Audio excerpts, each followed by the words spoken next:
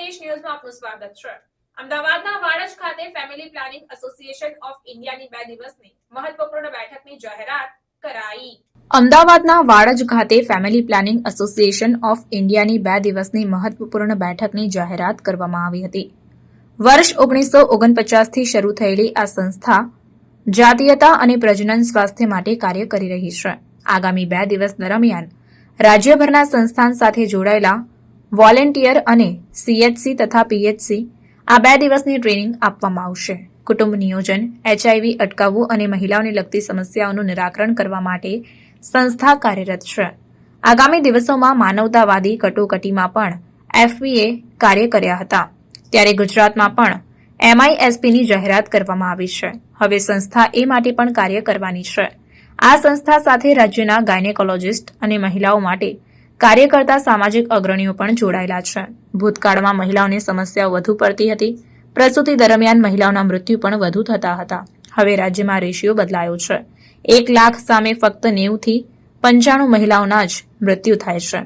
નાની ઘટનાઓને બાદ કરતા પ્રસૂતિ માટે સરકાર કામ કરી રહી છે। Family planning association of India જે છે મોસ્ટલી અત્યાર સુધી સેક્સ્યુઅલ રિપ્રોડક્ટિવ હેલ્થ ઉપર કામ કરતી સંસ્થા છે છેલ્લા 75 યર્સથી। અને આ ફેમિલી પ્લાનિંગ એસો ઇન્ડિયાએ બાકીના જે રાજ્યો છે એની અંદર એમઆઈએસ પર કામ કરવાનું શરૂ કર્યું છે, પણ ખાસ કરીને ગુજરાતની જે વાત કરું ત્યારે આજે family planning association of India Ahmedabad દ્વારા આપણા રાજ્યની અંદર જ્યારે પણ કોઈ ડિઝાસ્ટર થાય ત્યારે સેક્સ્યુઅલ એન્ડ રિપ્રોડક્ટિવ હેલ્થ ઉપર તો કામ કરે છે, પણ સાથે સાથે થોડું અનુભવના આધારે એવું જાણ્યું છે કે એમઆઈએસપી જે અમે તૈયાર કર્યું છે મિનિમમ ઇનિશિયલ સર્વિસ પેકેજ, કે જેની અંદર આ સર્વિસીસ જ્યારે કોઈ ડિઝાસ્ટર થાય છે ત્યારે મળતી નથી, જેની અંદર અત્યારે પણ મારા પહેલાના વક્તાઓએ પણ કહ્યું કે જ્યારે અને ખાસ કરીને એની અંદર બહેનો અને જેને કહેવાય કે દીકરીઓ માટે એમને જે સર્વિસીસ મળવી જોઈએ નથી મળી રહી। તો એ પેકેજ આખું તૈયાર કરી અને અમે લોકોએ એની અંદર એક સ્પેશિયલ કીટ પણ બનાવી છે। અને કીટ બનાવીને અત્યારે જે અમારો ઇનિશિયલ જે ફેઝ અત્યારથી જે શરૂ થયો છે આ વર્ષથી એની અંદર કે અમારું જે આઈપીપીએફ છે ઇન્ટરનેશનલ પ્લાન્ટ પેરેન્ટહુડ ફેડરેશન, એમને દ્વારા હ્યુમેનિટેરિયન ક્રાઇસિસની અંદર જો કંઈ પણ થાય તો એની અંદર એ લોકોએ ગુજરાતની અંદર હવે અમને લોકોએ કામ કરવાની એ લોકોએ પહેલ કરવાની શરૂઆત કરવા માટે એક સૂચના આપી છે। એ સૂચનાના આધારે એ લોકો અમને ફંડિંગ પણ આપવાના છે। સાથે સાથે જે minimum initial package service package જે અમે તૈયાર કર્યું છે એ અમે ગુજરાતનું ડિઝાસ્ટર ડિપાર્ટમેન્ટ છે ડિઝાસ્ટર ડિપાર્ટમેન્ટને પણ ઇન્ટ્રોડ્યુસ કર્યું છે। સાથે જે હેલ્થ ડિપાર્ટમેન્ટ છે બાકીના જે ડિપાર્ટમેન્ટ છે એની સાથે પણ અમે લોકો કોર્ડિનેશન કરી અને હવે એમને પણ અમે ટ્રેનિંગ આપવા માટે જઈ રહ્યા છે કે જ્યારે આવી કંઈ પણ ડિઝાસ્ટર થાય ત્યારે family planning association of India શું કરી શકે છે એના માટેનો એડવોકેસીનો પ્રોગ્રામ અમે લોકો શરૂઆત કરી છે, જેની અંદર આજે આ મીડિયા એડવોકેસીનો કાર્યક્રમ રાખ્યો છે।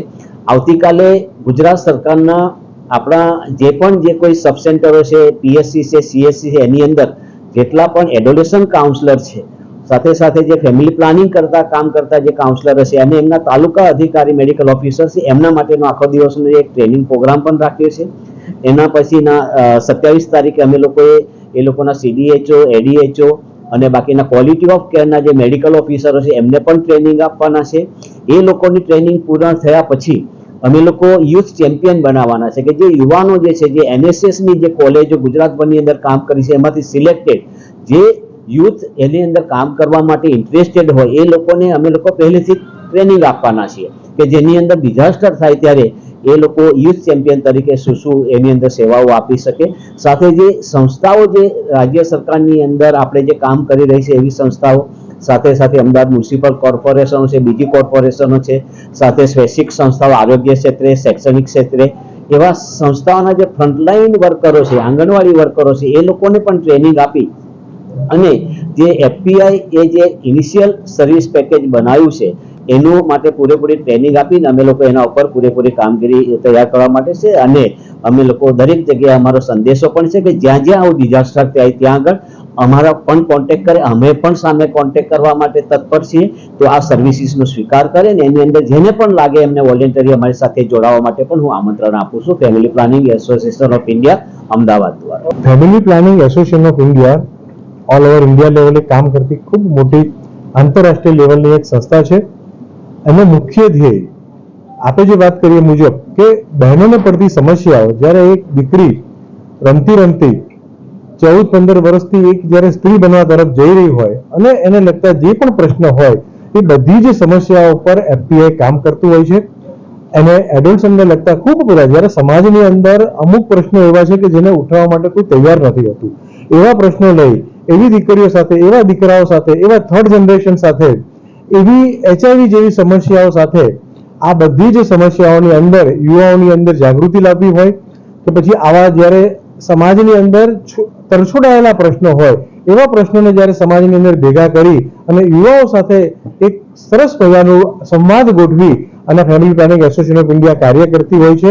અને એ લોકોને પડતી સમસ્યાઓનું નિરાકરણ કેમ લાવવું, એ નિરાકરણ માટે એ બહેનોની સમસ્યા અને સરકાર સાથે, એ ભારત સરકાર હોય, ગુજરાત સરકાર હોય, આ બધા સાથે એ સમસ્યાઓનું સાથે રહી સંકલન કરી અને કઈ રીતે સમસ્યાઓનું નિરાકરણ લાવવું એ માટેનું પણ સરકાર દ્વારા સરકાર સાથે રહી અને નિરાકરણ લાવવા પ્રયત્ન કરતી હોય છે. પોતે પણ પોતાની રીતે સેલ્ફ ફંડ ઊભું કરી અને સંસ્થાની અંદર સંસ્થાના બધા જે વડીલો છે એમના દ્વારા પણ ખૂબ મોટું ડોનેશન આપી અને આ સંસ્થા કાર્યરત રહેતી હોય છે. મેટરનલ મોર્ટાલિટી રેટ એટલે કે 1 લાખ લાઈવ બર્થ વખતે જે ડેથ થાય એને મેટરનલ મોર્ટાલિટી રેટ WHO દ્વારા અને આંતરરાષ્ટ્રીય લેવલે ગણાતો હોય છે.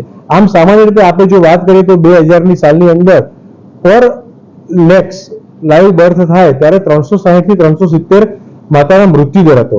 આજે સરકાર દ્વારા અને વિવિધ NGO દ્વારા પ્રયત્નો કરતા કરતા આજે તમે જુઓ તો એ દર ઘટાડતા ઘટાડતા આપણે 97ના દર ઉપર આવી ગયા છે. આજે 1 લાખ લાઈવ બર્થ ઉપર માત્ર 97 માતાનો જે મૃત્યુ દર છે એ થઈ ગયો છે. એટલે ખૂબ દર વર્ષે તમે જુઓ તો 3 થી 4% અંદર ઘટાડો થઈ રહ્યો છે.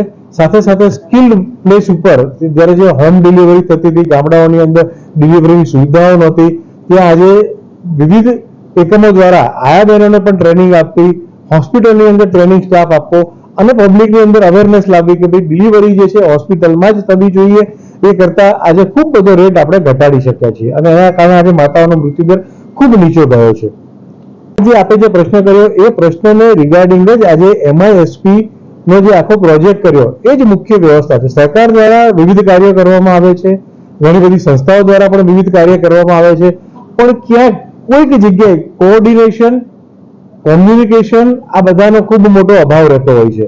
તો આજે family planning association of India દ્વારા નક્કી કરવામાં આવ્યું કે ભાઈ આ જ્યાં જ્યાં કંઈક નાની મોટી ત્રુટિ રહી છે, સરકાર દ્વારા ખૂબ મોટો ખર્ચો કરવામાં આવે છે, લોકો પણ કાર્ય કરવા તૈયાર હોય છે, પણ યોગ્ય સમયે યોગ્ય કોમ્યુનિકેશન થાય, યોગ્ય રેફરન્સ સિસ્ટમ ગોઠવાય, યોગ્ય ટાઈમે યોગ્ય વ્યક્તિને યોગ્ય હોસ્પિટલ અથવા યોગ્ય સ્થાને પહોંચાડવામાં આવે તો જે મેટરનલ મોર્ટાલિટી એટલે કે માતાનો મૃત્યુ દર છે, જે બાળકોનો મૃત્યુ દર છે, આ ઘટાડવાની અંદર ખૂબ મોટું યોગદાન આપી શકાય. એટલે એની અંદર ફેમિલી પ્લાનિંગ એસોસિએશન દ્વારા આ MISP નો જે પ્રોજેક્ટ છે એ જ મુખ્ય ધ્યેય છે કે આ બધાનું કોઓર્ડિનેશન કરી અને આ માતાનો મૃત્યુ દર ઘટે એવા પ્રયત્નો કરવા.